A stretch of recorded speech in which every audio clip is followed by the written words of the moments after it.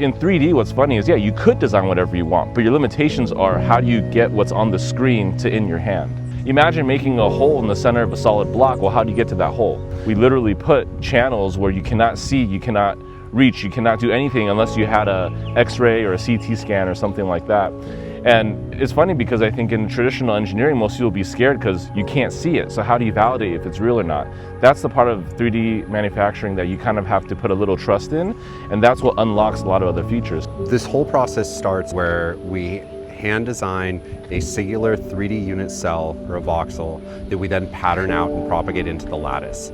This whole process to create the lattice structure throughout the body and the lugs and have it all be properly connected at the nodes such that it resolves into a singular structure, push the computational limits of the software itself. The first step in manufacturing the watch is obviously to print it.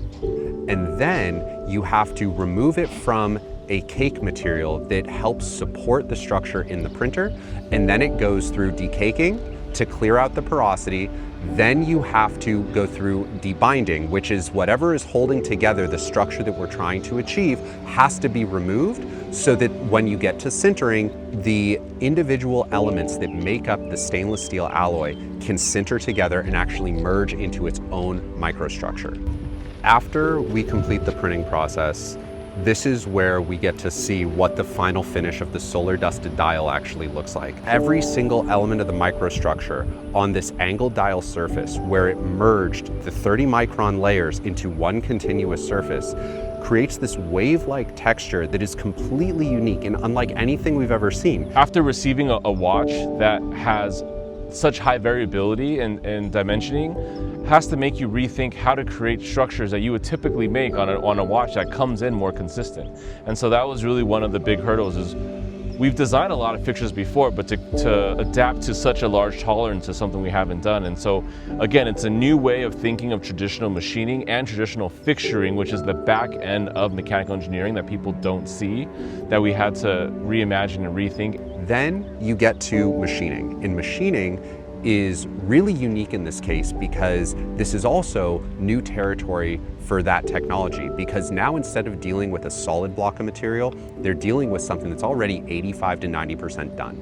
So that means that they can't compensate for the errors of the tool, errors of the ball screws.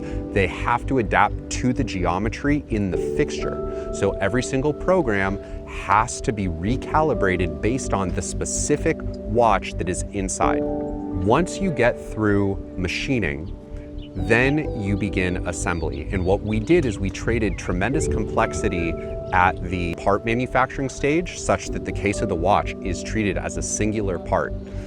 And we integrated all of these additional layers to make sure that we didn't have to worry about feature alignments, tolerance stack-ups, any sort of inconsistency on a part-to-part basis. It's all already baked into all of the steps that go into building the case construction. With all of that complexity front-loaded in our process, the assembly process is much more efficient because the parts that we have to incorporate are already refined and ready to go in, and there are simply fewer of them.